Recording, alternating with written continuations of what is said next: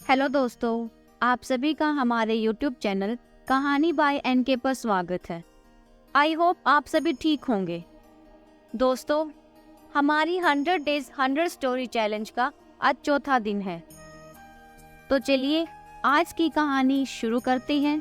आज की कहानी है आलस की कीमत। दिन के 12 बज रहे थे, लेकिन सोहन अभी भी सो रहा था। उसकी माँ सुमित्रा ने आवाज दी, उठ जा बेटा, देख सूरज सर पर चढ़ आया है। कब तक सोता रहेगा? लेकिन सोहन पर कोई असर नहीं हुआ। वह चादर से मुंह ढककर दोबारा सो गया। कुछ देर बाद उसे खाने की खुशबू आने लगी। दाल में तड़का लगते ही उसे जोर से भूख लगने लगी। सोहन उठा और सीधा माँ के पास रसोई में पहुंच गया। सोहन कहता है, माँ क्या बनाया है?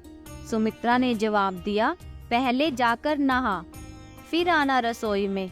दाल चावल बनाए हैं। दाल चावल सोहन को बहुत पसंद थे। वह फटाफट आंगन में गया और हैंडपंप से बाल्टी भरने लगा। इसी बीच उसे याद आया कि उसने दांत तो साफ किए ही नहीं। उसने फटाफट मंजन लेकर दांतों को रगड़ना शुरू कर दिया और मग्गा साबुन लेकर बैठ गया नहाने। जल्दी से नहाकर कपड़े पहनकर रसोई में पहुंच गया। तब तक खाना तैयार हो चुका था। माँ ने खाना परोस दिया। खाना बहुत ही स्वादिष्ट बना था। सोहन ने भरपेट खाना खाया। वह खाना खाकर उठा तो माँ ने टोक दिया, अब कहाँ चल दिया? सोहन ने जवाब दिया, माँ लगता है खाना कुछ ज्यादा ही खा लिया है। बहुत तेज नींद आ रही है तो मैं सोने जा रहा हूँ। सुमित्रा ने कहा, हे भगवान, अभी 1 घंटा पहले ही तो सोकर उठा है। तुझे बस सारा दिन यही काम है, उठो, खाओ और सो जाओ। तुम्हें पता है तेरे पिता खेत में कितनी मेहनत करते हैं, तब हमें 2 वक्त की रोटी मिलती है। कुछ नहीं तो जाकर उनकी मदद ही कर दिया कर। उनके लिए खाना ले जा, मैं अभी तैयार कर रही हूँ।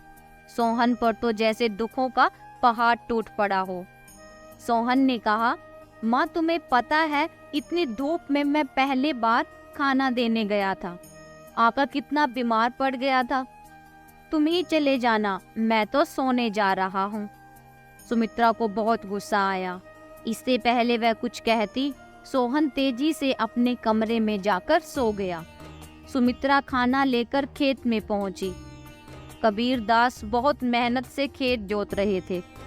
सुमित्रा ने आवाज दी, सुनो जी, पहले खाना खा लेते हैं। कबीर दास ने कहा, अरे तुम इतनी धूप में क्यों परेशान होती हो? सोहन के हाथ भेज देती खाना।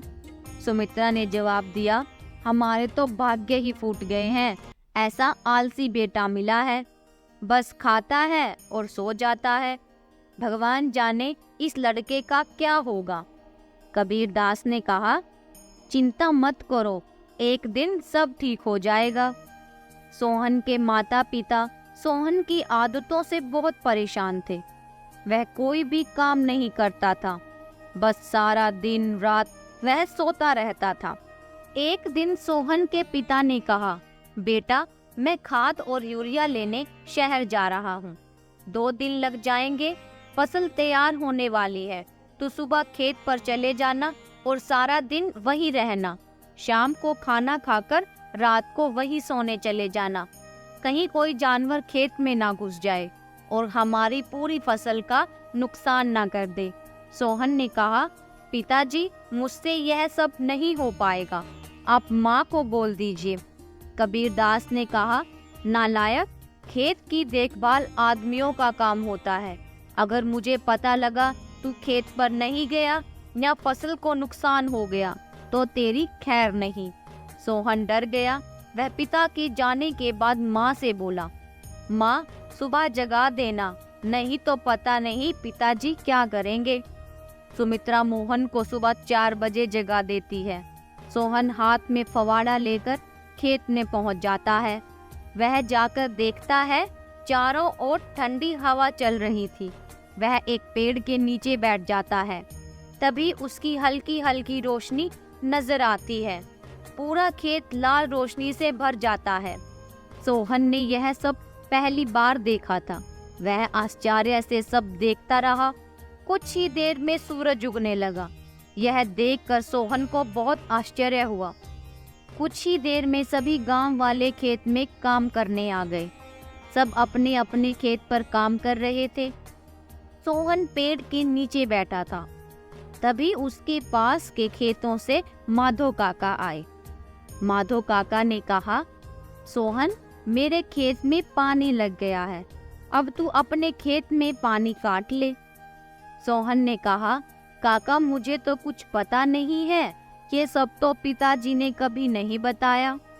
माधो काका ने कहा, बेटा, कभी पिता के साथ खेत पर आया हो तो तुझे कुछ पता चलेगा। माधो काका ने अपने बेटे को बुलाकर पानी सोहन के खेत की ओर कर दिया। माधो काका, जब पूरा खेत भर जाए तो हमें बता देना। सोहन बैठकर देखता रहा, लेकिन सुबह जल्दी उठने के कारण उसे नींद आ गई। खेत में पानी बहुत ज्यादा भर गया। तभी माधो काका दौड़ते हुए आए। माधो काका ने कहा, नालायक, यहाँ सोने आया था, अपने पिता की सारी मेहनत बर्बाद कर दी, उसकी सारी फसल नष्ट हो गई। सोहन हड़बड़ा कर उठा। उसका खेत पानी से लबालब भरा हुआ था। माधो काका ने जल्दी से पानी दूसरी ओर काटा, लेकिन तब तक बहुत देर हो चुकी थी। लगभग आधी से ज्यादा फसल खराब हो चुकी थी। सोहन ने कहा, काका, अब कुछ नहीं हो सकता क्या?